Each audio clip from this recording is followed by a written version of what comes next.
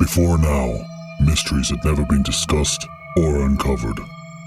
But now, Contumacious Ant and Atreya are back for a second season.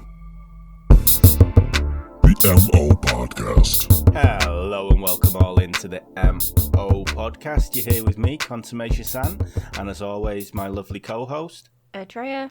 Sounded a bit weak. Because I wasn't expecting you to say my lovely co-host. I was expecting you to say this bitch that's always insulting me. Professionalism, darling, professionalism. I never pretended to have that. Do continue. Yes, so today we're going to be talking about conspiracy theories. And I'm going to be talking about the theory of the lizard people. And what are you going to be talking about, Atreya? I am going to be talking about the theory that Queen Elizabeth I was a man. Okay. Let's. Oh, you're doing the lizard people theory and you have the nerve to at my theory? Dude. Yeah, that's a fair point. That's a fair point. I think a lot Elizabeth I might have been a man, but she wasn't a reptile person. Well, no. Not according to David Icke, but okay. Oh yeah, the voice of reason. Or David Icke, as I heard him called I would go with that YouTube the other day. And he kept repeating it, and I was getting wound up. David Icke, I love it. It sticks. But yeah, go on then. Let's find out if Queen Liz did have a something between her legs then. Okay, so because I'm a bit of a history nerd, this is why I chose this one. I mean, you didn't need the word history there. You could have just I know I'm a nerd as well, but I'm a nerd and a history nerd. It's a double whammy. I never get invited to parties. So, Queen Elizabeth I, good Queen Bess, arguably one of Britain's best rulers of all time. She's my favourite. Porcelain queen, right? Yes, with a white face. Double-hard bastard. Is that why people think she's a man? Because she was double-hard? Potentially, that's one of the factors, yeah. But it's all a lot of village hearsay, let's say. Do you know what? I've just realised. I hope this really isn't true, because I've just realised one of my first crushes was Queenie from Blackadder. So my life could have been a lie up to this point if that was based on a man. All our lives could have been a lie, and Miranda Richardson's mostly. I would be disappointed if I was Miranda being War Queenie. Yeah. So she ruled for 44 years. She was famous for Britain's golden age. You know, she was just the dog's bollocks, basically. Now, in the 1900s, Bram Stoker, he'd already written Dracula by this point, and he published a book called Famous Imposters. And in this book, he wrote about the theory that Queen Elizabeth I may have been a man. Now, it sounds ridiculous, but when you listen, I'm on the fence with this one. Thoroughly on the fence, right? I'm not quite sure. So, when Elizabeth was around 12 or 13 years old, London was riddled with the sweating sickness. Now, as soon as you got this, you could be dead within hours. So, what they did was they carted her, and well, a lot of the royals actually carted them out of the city of London to little villages on the outskirts where they were less likely to get sick. So, allegedly, Elizabeth, who was Henry VIII's daughter to Anne Boleyn, she was sent to the village of Bisley, which is teeny, to protect her from the plague. But while she was there, she died of an unknown illness. Now, unfortunately for Elizabeth's governess and her guardian, Henry VIII had just decided, in a very, very rare random occurrence, that he wanted to come and visit Elizabeth at the Bisley estate. So clearly they were shitting themselves because they thought we had one job, which was to keep the princess alive, and she's dead. He's going to not only cut our heads off, he's probably going to have us hung, drawn and quartered. We're going to die in the most horrible way possible because she's one of his heirs and he's struggling a bit. He's not got that many of them left. They keep killing each other. So they were like, I've got an idea. Elizabeth had a playmate at the time, a little boy, and he had red hair and he was quite pale. And so what they did was they were like, Henry doesn't really see Elizabeth that much, so let's dress up this kid in Elizabeth's clothes, just temporarily, just to pass him off as Elizabeth until Henry's gone, and then we'll figure it out from there. So Henry, he comes, he visits, he doesn't see any difference in his daughter at all. And that is purely because they were very estranged. They very rarely saw each other. So he could probably have, dressed up a dog in Elizabeth's place and he wouldn't have noticed any different because he just never saw her. And she never spoke. This is the guy who chopped off her mum's head, so you probably weren't exactly on friendly terms with him anyway. So this ruse just continued. They just never got round to replacing the princess with a woman, because what's the point? That means there's one more person to know about the ruse and one more person that could get them hanged, drawn and quartered. So this is why now we're getting down into the evidence, right? I say evidence. Take this as you will. Yeah. There's a hard-working word there, yeah. Yes. So if you've ever seen any portraits of Elizabeth when she was little, she had a heart-shaped face, she was very petite, she was very feminine looking, she was very pretty. And then you've got the portraits of her in her adult life, and she's suddenly got this square jaw, she's very masculine faced, she's not a very pretty woman at all by any account. She also had really long fingers and big hands. I mean, okay, she could have just had long fingers and big hands, but she used to wear heavy makeup. Some people were saying that her makeup was, like 2 inches thick. It was that thick on her face. And she always wore wigs. Nobody was permitted to see her without makeup or wigs. And she wore really high collar ruffs all the way up to her chin, which some people say could easily hide an Adam's apple. She was also a brilliant hunter and a rider. She outrode all the women and most of the men. She was just amazeballs.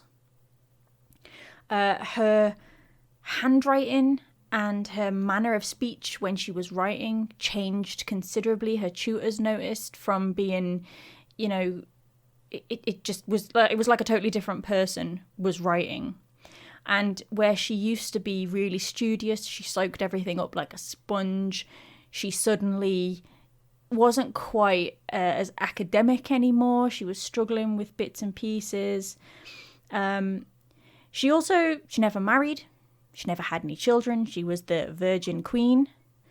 Although, to be fair, her mum and dad didn't exactly give her a good overview of what a happy marriage was. So that might have put her off if she was just a woman. Yeah, but she may have been the Virgin Queen, but she I think she got her fair share.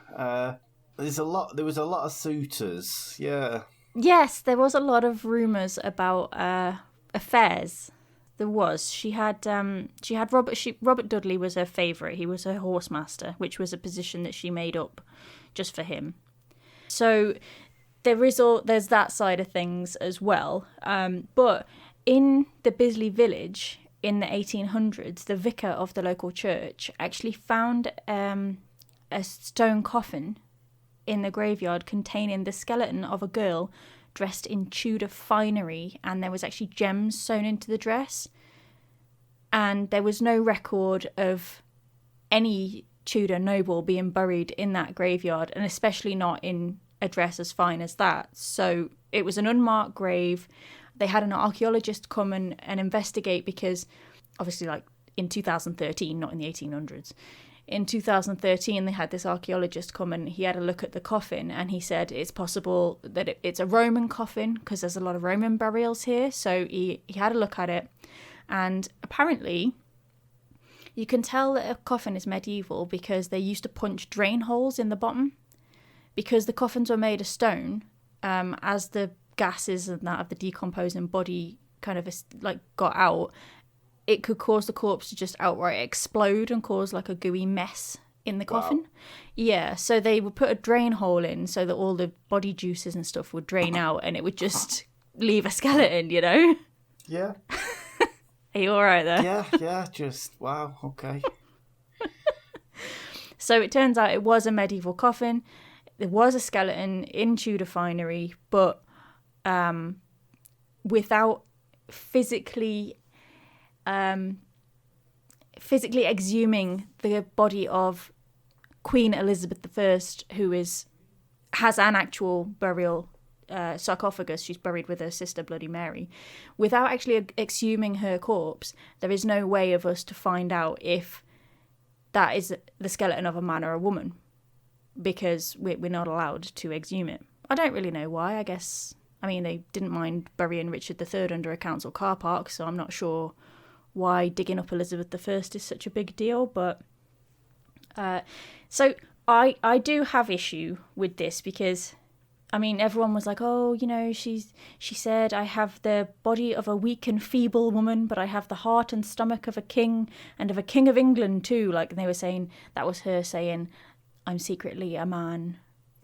And then, No. but then in the 1900s, see, this is the thing, the 1900s kind of bigged this up, this theory that Elizabeth was a man, purely because I think at the time it was too much for men of that time to, well, and women, I suppose, of that time, some of them, to contemplate that a woman could have been that powerful a ruler, that a woman could have her own mind and be independent and do her own thing and be that successful. A lot of people had issue with that. So some of it, I think, was propaganda, you know, to kind of sway on the side of male rulers. But I want it to not be true, because she was amazing. So all the things that she did and stuff, and that if it turns out that she wasn't a woman, that would be a real disappointment to me, because I think she was amazing. I mean, she was hardly amazing. She did start the genocide of the Catholic community in England and Ireland.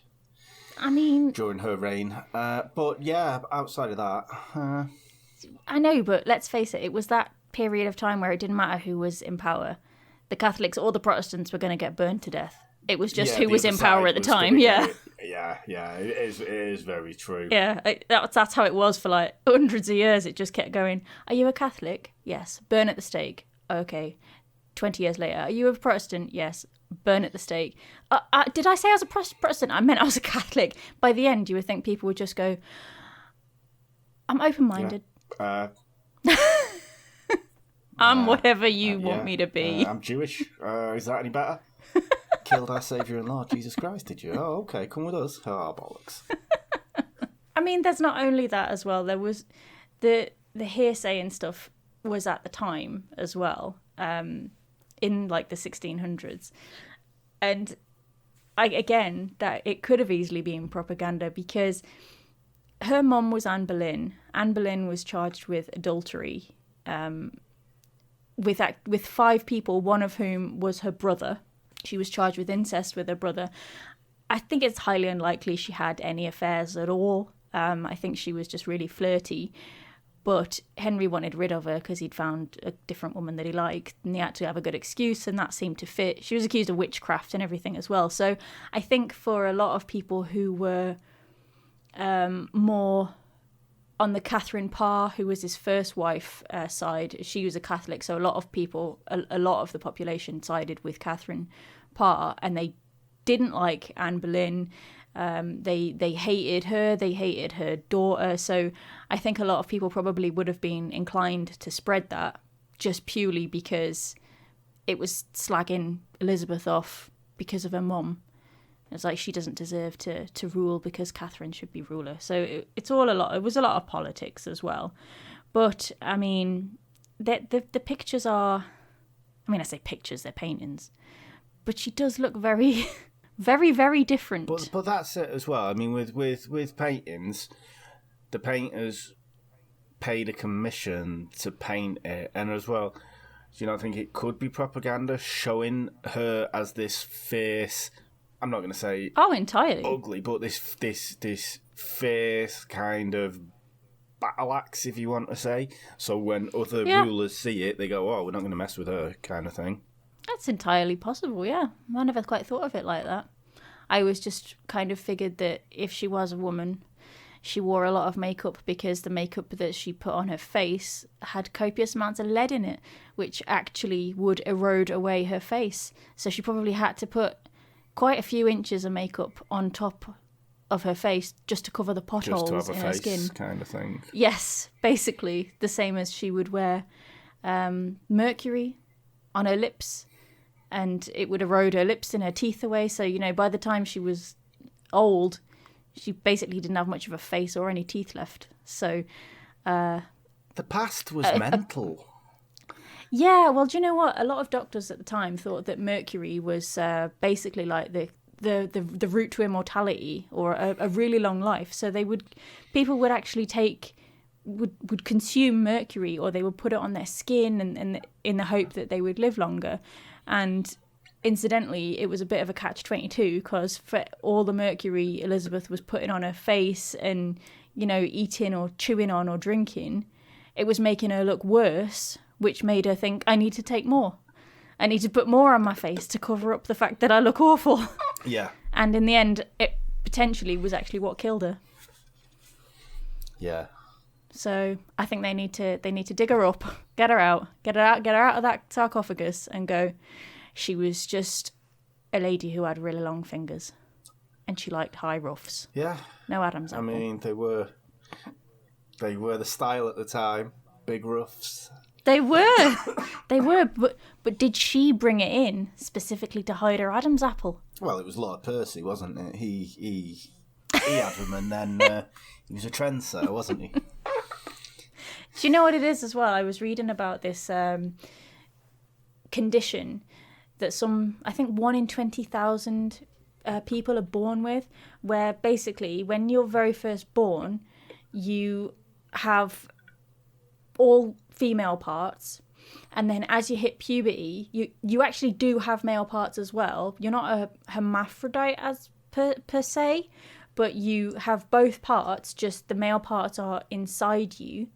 And as you hit puberty, they start to grow and come out. So you end up with both male and female parts, but you tend to look more on the manly side. So when you're younger, you look more like a girl, and when you're older, you look more like a man. And so there's the theory that maybe Elizabeth she might have had that. So she might have had relationships. She might have been quite capable of having a normal relationship with a bloke at the time. He just might have got a 2-for-1 kind of deal. Yeah, I mean, and in fairness, if you're with the Queen of England, you are going to be a sub and she's going to be the dom. So you're not going to be telling her what to do, are you? You're going to get told what to do, and then if pegging is what you get, pegging is what you get, isn't it? It's just... Well, I mean, and also, you're not going to be the person that goes down to the pub after sleeping with the Queen and go, you will never guess what she's got. Because being hanged, drawn and quartered is a very painful way to go. So, yeah. And it would be obvious if it started going around the town. If I was Queen Elizabeth and it started going around the town like, oh, she's got a dick, I would be like, okay, Robert, can somebody get Robert in here, please? Because he's the only fucker I've slept with. And he's been down the pub. He went straight to the pub. I fucking knew it. Fucking knew it. Bring him in here. I want to talk to him. Wouldn't you be? You'd be mortified if somebody spread a secret about you. You didn't want anybody else in the whole country to know, and he went straight down the pub and told all his mates. You'd be fucking mortified. You would be the one doing the hanging, drawing, and then ripping his insides out and showing him them on the outside before cutting his dick off. I mean, to be fair, it is just what men do. But... well, not with the Queen of England, they don't. But yeah, exactly. Yeah, no, I know, I'm not on board with it. Oh, she wouldn't let any doctors apart from her own select few see to her. She wouldn't have any physicians except her select chosen few. And she flat out refused, adamantly, it was in her will, she did not want an autopsy after her death. She would let nobody see her corpse. She didn't want to be embalmed. She didn't want an autopsy. Again, that could go along with the thing, like we talked to Burke and Hare, especially as she was like a Catholic. If you're not whole... She was Protestant. She was Protestant. The other one, Mary Queen of Scots, that's the one, the sister. Mary Queen of Scots was she was Elizabeth's cousin. Bloody Mary was her sister. One. It's too many Marys. All the Marys. I mean, look, they're all related somehow. Yes, Bloody Mary Tudor. She was a die-hard, hardcore Catholic. She was an absolute bitch. She just killed people for the sake of killing people. Really? No. I feel like you probably do. No. To be honest with you, I don't have a ranking list of royals. I'll Andrea well. I mean, I thought everyone did. No. Oh, is this why you tell me that it's just me? Probably. I mean, please, anyone else out there, tell us if you've who's in your top 5. Liz I, Henry Tudor, Richard III, and then Queen Elizabeth II. I do love her, but she doesn't have much of a say in much anything. Well, yeah, really. She doesn't get to do anything, does she? Really? I mean, I'm sure if she had the power to do stuff, she'd be a kick-ass. But I would feel better if I heard her say just once, "Off with his head." I would. It would make my year, I think. Not that it takes much to make 2020 right now, but yeah. Yeah. 2021. Exactly. I was going to say this is not pre-recorded from last year. It's the same. This is the same year. It's just the same year. It hasn't ended yet. Yeah, exactly. Hasn't ended We're yet. still in March, for God's sake. It's been March for 13 months. Oh, we are literally in exactly the same position that we were last year. Yes, and still can't get me a haircut. Fucking hell. That's that why you keep wearing hats. Yeah. Yeah, that's fair play. Yeah. But yeah, no, I can't believe this. I don't want it to be true, but I'm on the fence because who knows? Unless we get the evidence. You can say that about any conspiracy theory, really, just because the absence of evidence to prove that it isn't true is not proof of it being true. I know, but we could get evidence. That's what irritates me. We could get evidence that would show whether that skeleton in that coffin was a woman or a man, and that would close the book for me. Yeah, but you can't go digging up kings and queens. They dug up Henry VIII's tomb. I know, but... They redug up Richard III. He had a Volvo on his face, right? They needed to dig him up. Forgot where they buried him. That's how important a king he was. Where we put They didn't even bury him in York Minster, which is where he wanted to be. He was King of York. He should have been buried there. Yes. It's a travesty. Indeed. Anyway, are you going to tell me about the lizard people? Wow. Yeah, the lizard people. So this is basically David Icke. It's all based on the book The Children of the Matrix, and it is something that David Icke talks about a lot. David Icke has written a lot of books about conspiracy theories, and they're all along the same kind of well, I haven't read them all, but I haven't even read this one, I'll be honest with you. I gave up after a couple of chapters because it was just tedious. But sounds gripping. Yeah. So, basically, it starts at... I think it's got 2 prologues, which is... I've never seen that in a book. That's just greedy. So, the first kind of prologue is just quotes and stuff. And he quotes the Matrix, the red pill, blue pill kind, that discussion. If you take the red pill, you'll go down the rabbit hole, blah, blah, blah, blah. And that. And then you will come out of the Matrix, which... Looking at it back then, this book was written in 2001, so looking at it back then, you kind of think, maybe. But now, I'm not a film critic, but looking at I'm going to get this name wrong, but the Wachowski sisters' journey and how they have come out as transgender and they've made the transition... You can clearly... Really? Yeah. Did you not know? I didn't. Okay. Well, the sisters, they are now sisters who wrote, directed, produced that film. Yeah.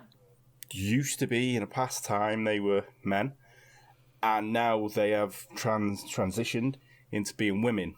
Both of them at the same time? Yeah. So if you look at the Matrix now, knowing that, and looking at this particular speech of kind of the way that you can take the red pill or the blue pill, it's kind of them, for me anyway, it's them kind of living a life that isn't true to themselves. Yeah. Not about living in a battery. Mm-hmm. So he kind of strikes out on that one. And then in the prologue, the second prologue, he talks about Atlantis. Oh, God. And quite heavily bases a lot of things on the fact that Atlantis is real. So this is, you've not even hit chapter 1 yet, so it's a hard read. But basically, what happens back many years ago, doesn't actually give specific dates, but many years ago, there was a place called Lemuria, which was apparently Lemuria was in the Indian Ocean, and Atlantis was in the Atlantic Ocean.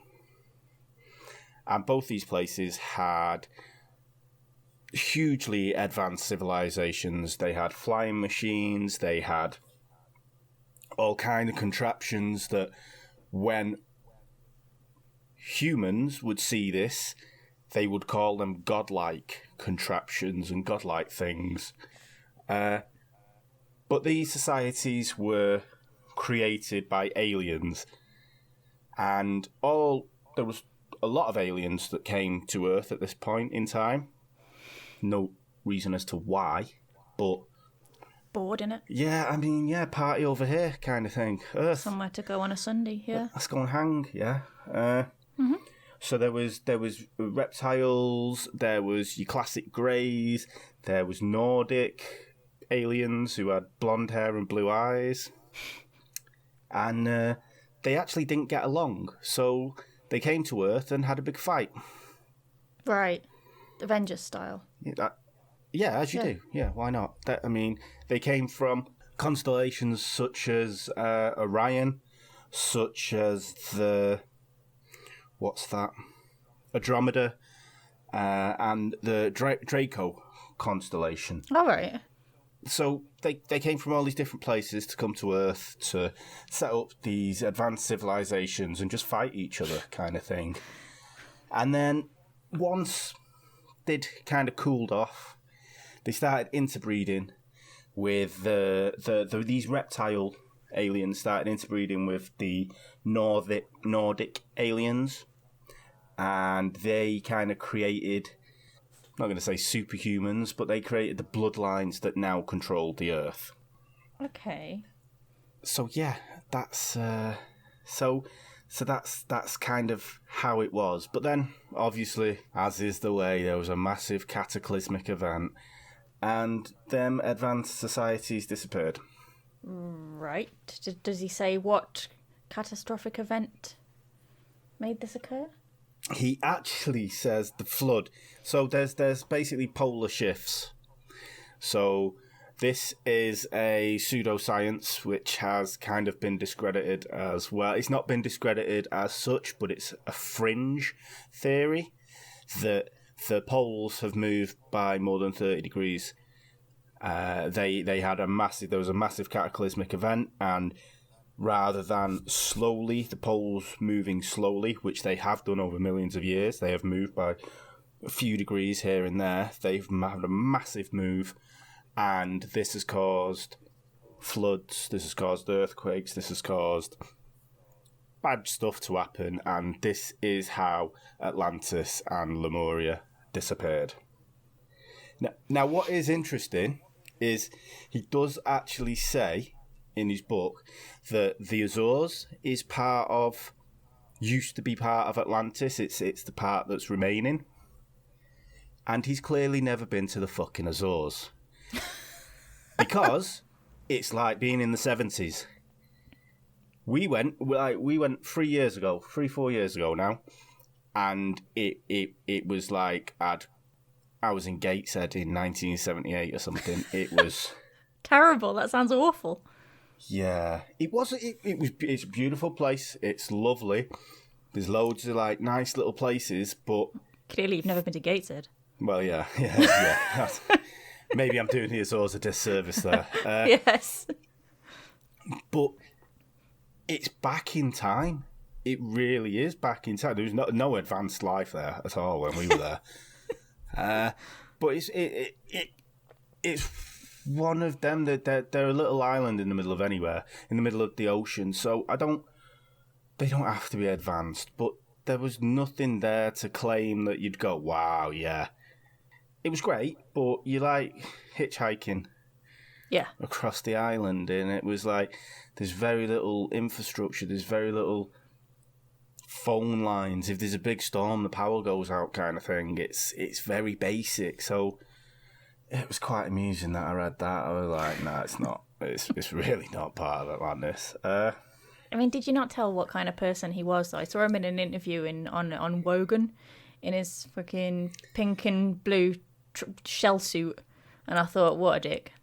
See, now I think it's a little bit of a disservice that because I like the shell suit that he was wearing was part of his turquoise phase. He went through a phase where he just wore turquoise because he thought that he was a child of God. Yeah, because he thought the power flowed through the colour. Which I mean, it's up to him, but I think Wogan really just got him on there just to kind of just laugh at him, kind of thing, rather than. Granted, what he was saying was off the chart. I'm not backing it up 100%, but. I don't, and he worked within the BBC because he was a sports presenter, so he had them contacts and journalistic contacts, so it was kind of easy for him to get a that gig of him trying to be able to get his message out there, kind of thing. But he's not going to get a message out there though if his message is, by the way, I'm the son of God, so check out my turquoise shell suit. I mean, surely he expected people to laugh. It's not the kind of thing everyone's like, oh my God, let's all get down and bow in front of you and give you Ferrero Rocher. But that's the thing. I mean, I don't really want it to like talk about the mad people. Don't think they're mad, you know. The people that are on the corners, like who are stood in the main road when you're walking down the shopping streets, and they're talking about Jesus will set you free. They think that's entirely normal. When the people that come into your fucking place of work and start telling you about flat Earth, they think that's entirely normal. You're never going to get over that, are you? No, I'm never letting that go.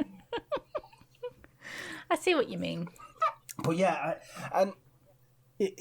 it's one of them. The way the book is written as well is it's kind of disarming because he uses a lot of science in it, but if you don't research into this science, it's like he mentions polar shifts and he mentions the cartographers and of the 13th century and etc. He has a lot of information in there, but if you don't check that information, most of the information he has in there has been discredited. It's not the scientific information, but he presents it as such. So if you were on the fence or if you didn't know, then you may go, yeah. It's like just razzle-dazzling people with science. Yeah. Like you can't take a story from one source. Jerry Rabbit proves that to us all. A one source story doesn't work. Which, while he's kind of putting more sources in there, and he does have footnotes and he does have a bibliography in there, and it does link to it. But again, the things that he's linking to have been discredited by newer science theories. They may have worked. Like Atlantis, I'm not saying it's only been disproved, but it was disproved by continental drift, which was only taken up in the 60s. Yeah. So there was a long, long time where people were going, maybe there was somewhere called Atlantis. And it was only when people started realising that continental drift was a thing, Pangea existed, and then everything kind of broke up after that. And that was only, well, I was going to say 40 years ago, but it's like 60 years ago now. But still, for science, that's relatively new. Yeah, definitely. And the way he actually writes it is, there's like a line in there, and it's, while Christians laugh at those pagan tales and condemn them as evil, they ask the rest of the world to believe, indeed have insisted on pain of torture and death, that their version of the same story is somehow literally true, while all others are not. Yeah, right. It's that kind, and if you read in that and you're more of a persuasive person, you go, I'd say, yeah, right. Yeah. And he peppers it throughout the book, these little things, like he's having a conversation with the reader. That. Yeah, that's why it's so hard to read, because there's so many in there. You go, just show me your evidence. Don't try and be me pal. I hate the informal writing style in a non-fiction book. I hate it. Like, do you reckon? Or, yeah, right. Or, are you kidding? Was he kidding? I hate that so much. I throw the book out the window. I'm just like, yeah, you're bullshit. It's just, but that's kind of one of the reasons that it's in, and it's why it's so disarming, because people get on board with that, and they go, I feel the same way. He's talking to me as a person. Like, do you know what I mean? That one-on-one. Whereas rational people go, no, this is a book about facts and evidence, and you're not providing any. So this is not how you write facts. Yeah. And I mean, I think what he actually does as well with it is that he's gone for the reptile aliens, and he said it was them. Rather than just saying aliens and being so vague about it, I think it's the actual fact that he's named them. So why does he just think it's just the reptile aliens, though, and not all the others? Because they were the ones that have outlasted. They started interbreeding. He doesn't actually say what happened to the others, but he does say that they started interbreeding with the Nordic That's ones. what I mean. Like, why didn't the others interbreed? There's things that are just glossed over. Yeah, it seems like it's been forgotten. That kind of stuff. And they're shape-shifting reptiles as well. So obviously. I think we'd notice if the royal family were a bunch of lizards stood up there doing the wave. That's it. And there's 13 bloodlines that control the earth. And then he starts talking about the Illuminati and how we're controlled by these 13 bloodlines. And, you know, yeah, we are. Get over it. It's not a revelation to believe that the people with money control the world. No. Like George Soros, Mark Zuckerberg. Yeah, of course, they have a massive say in what policy. It's like if you go back to the 50s, the oil barons and the coal magnates, they had a massive say in politics because they had money and they'd pay the politicians. Yeah. And then they'd have the politicians here, and then they'd be able to dictate policy. Oh no, that's not good for us. It's the same today. Of course it Just is. Zuckerberg and Jack and Amazon man do it. That's all it is. And yeah, there is I'm not going to say a secret cabal, but the rich people do control the earth. That is just the be all and end all of it. Yeah. And as well, he says that the civilizations have been destroyed in the past. So when Atlantis was destroyed, all the advancements were gone. So we had to start again from scratch. But then he also says that these 13 bloodlines have access to the secret knowledge because it's passed down family to family and bloodline to bloodline. They just didn't want to share it nowadays. Just couldn't be bothered telling anyone about it, really, and watching and struggling the same way as everyone else was, because it wasn't like they rose above anyone by using flying cars and shit. So who is he saying is are these lizard-leading people. Like, so we know that the royal family, the British royal family, is a thing. That's always been a thing, hasn't it? But if you were a shape-shifting lizard alien who had like all the power, like all this knowledge, and you wanted to be able to be a powerful force in the world, you wouldn't choose the British royal family because they don't have any power. You would maybe choose Boris Johnson, or maybe the president, or fuck the head of NASA. Do you know what I mean? You wouldn't pick somebody that just gets ushered around and told what to do. Surely that defeats the entire object of being in a position of power.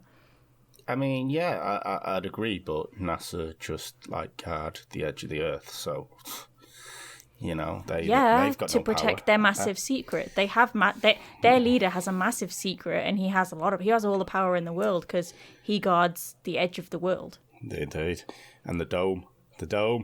Yes. So basically, yeah, the royal family, the royals, they're part of this conspiracy, and George Bush, the Bushes, they're part of this conspiracy.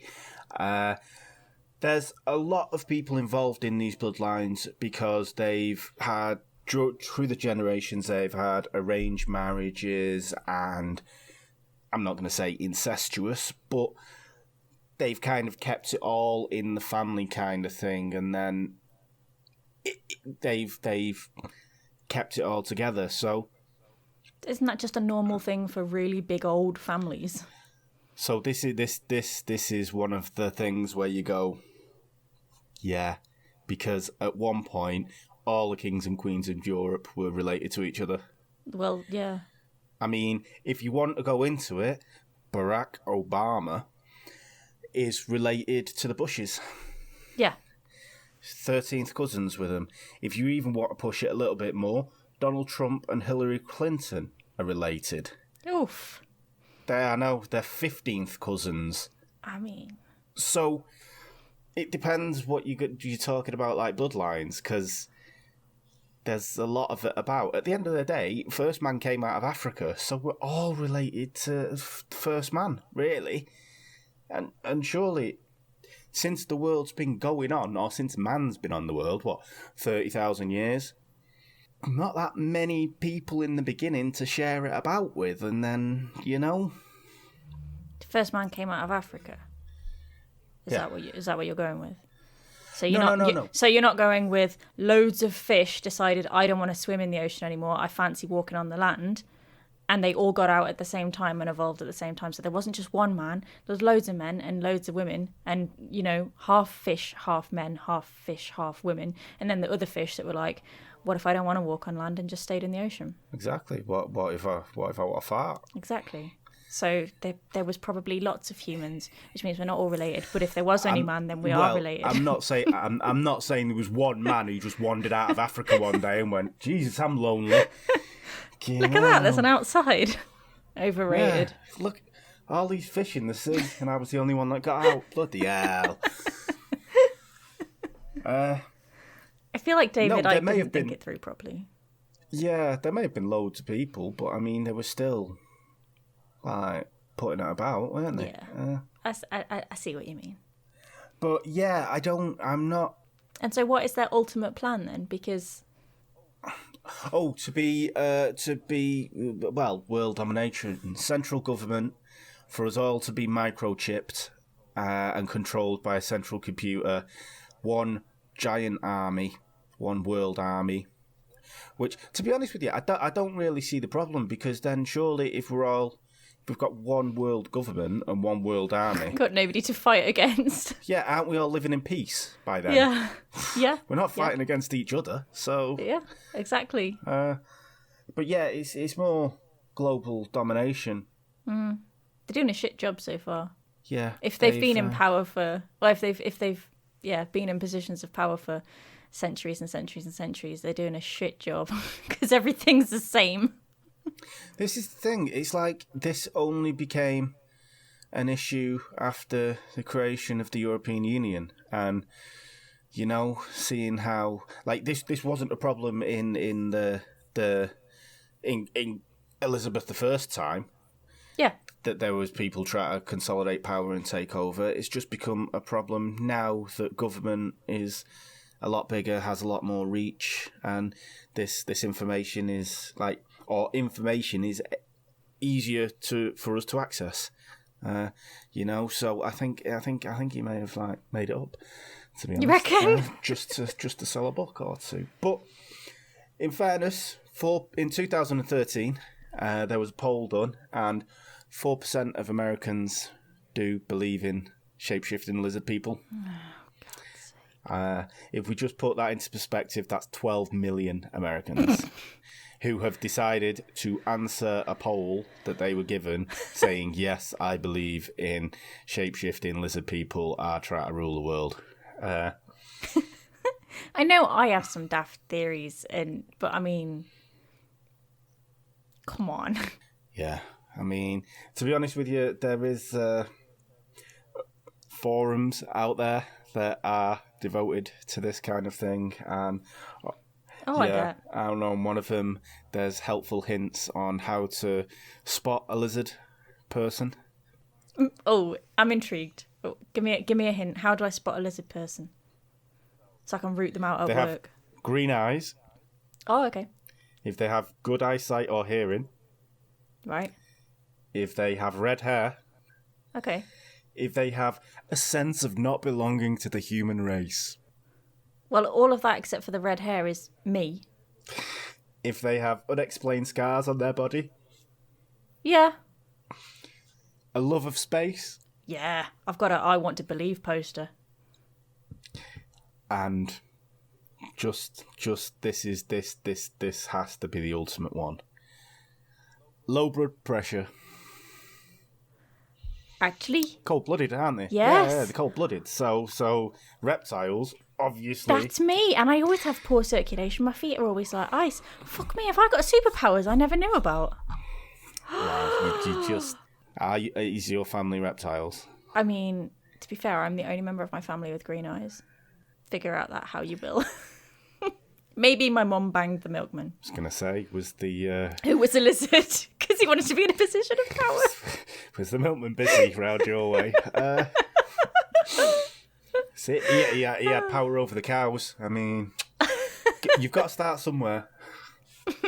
I mean, I'm not being funny, right? But I would think that a good portion, potentially all of red-haired people are also green-eyed. It's a thing, isn't it? Green hair and red eyes. It's red-headed people quite often have green eyes. I mean, they have no souls, so... I said red hair, not ginger hair. Oh, okay. Well, that's... And I actually love gingers. Good for you. I followed the Weasley twins around Birmingham Bullring when I bumped into them once. I bet they loved that. I don't think they saw me. I wanted to ask for an autograph. I shape-shifted. Oh, is that what you were doing? I shape-shifted, yeah. I will only use this power for good. Oh, it's Ron Weasley and his brother. Quick! Yeah, I put my invisibility cloak on. Jesus, yeah. And it was Fred Weasley, actually.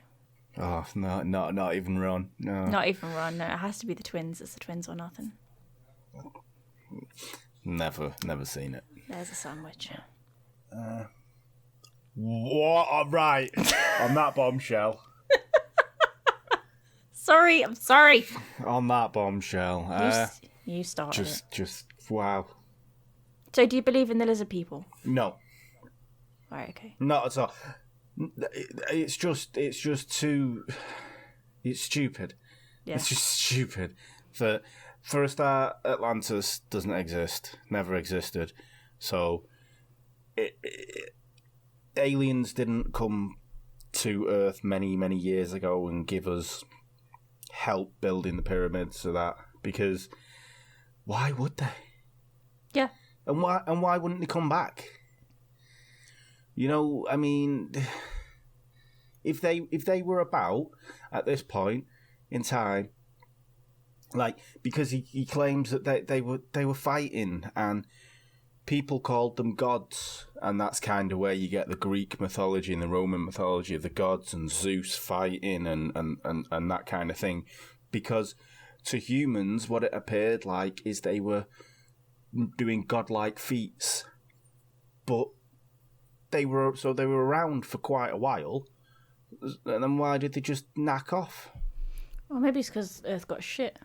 Where did you go, Dad? Where did you go? It's now on TV, let's face it. It's true. They're better off somewhere else.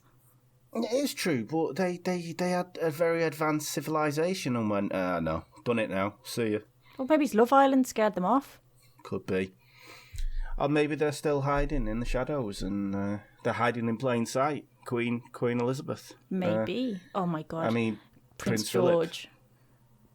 Prince Philip. No, Prince Philip's going to live forever, though. Yeah, but that's probably because he's just like Because he's a a zombie. lizard person. Well, I think he died years ago, and they just like They it's a just little prop him hamster. up. Yeah, it's like he's one of them aliens from Men in Black that just control him. That's all he is. Oh, how adorable would a little lizard Prince George be? I can't even with cute overload. Oh my God. Yeah. So yeah, that was the lizard people and the bullshit. To be quite honest, I mean, no reptiles, aliens, no, don't exist, don't happen, never happened. What, you don't think aliens exist? I don't think reptile aliens. Okay. I mean, You can't not think aliens. Like, you can't be like, aliens don't exist. Like, we're alone in the entire universe. Like, that's nuts. no, of course. There's got to be something out there because, as Monty Python says, there's got to be intelligent life out there because there's bugger all down here on Earth. Exactly. But for them to be something that we can conceptually believe, like, visualize, no. Because, I mean, he does quote Carl Sagan in his book of Carl Sagan says, like, the DNA, the amount of differences in DNA that you can have, it's mathematically unbelievable, and there could be so many forms of life. And it's like, yeah, that's fine and everything, but why are aliens going to be using DNA? Why do you honestly think they've got the same kind of cell structure as us? Yeah. You know, they're just going to be amorphous blobs, or Yeah.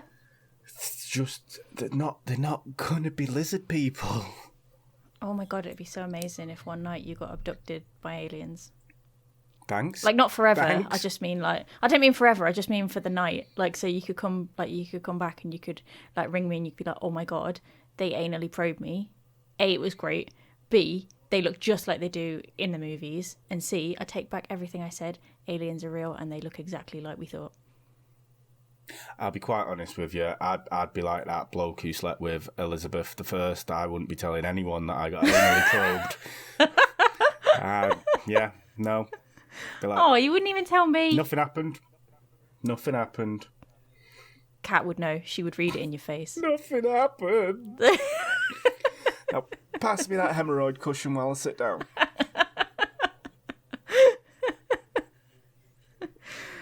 So, yeah. Yeah.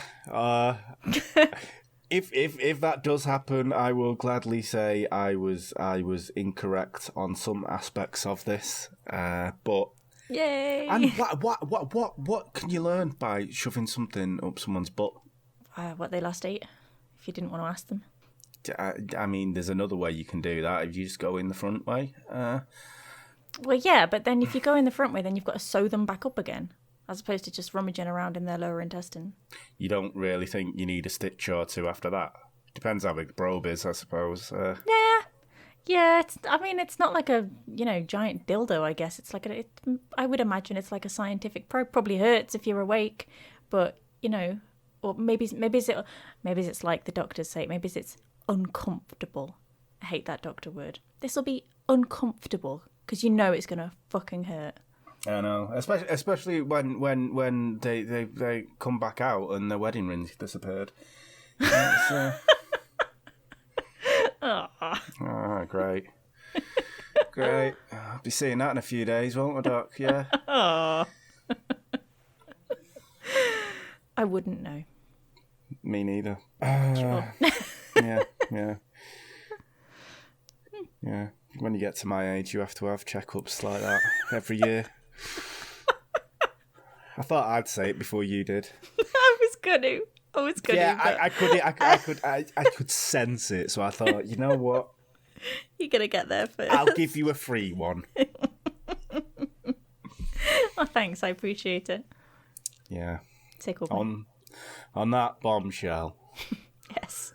That has been the Lizard People, and did Queen Elizabeth have a dick?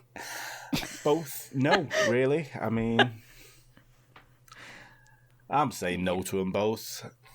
I want them to both be no. Yeah. But obviously tinfoil hat is firmly on, so Yeah. could be. Yeah. And next week, what will we be talking about? I think we're on urban legends and cryptids, aren't we? Are we? Yes, I believe so. Well, I don't know then. It'll be a surprise because I haven't picked. I think I'm gonna do the chupacabra, Choice. just because I really enjoy saying that word. Chupacabra. Yeah, it means goat sucker, which is the only reason why I like saying it, because yeah, my mind works like that. So I'll be doing the chupacabra, and Atreya, you will TBA again. Yeah, it'll be a surprise. Yeah. So I can't wait to find out what it is. But up until then, thank you so much for joining us. This has been the MO podcast with me, Conspiracies Ant. And me, Atreya. Thank you so much, and we shall see you next time. MO podcast. Bye. The MO podcast. The MO podcast. The MO podcast.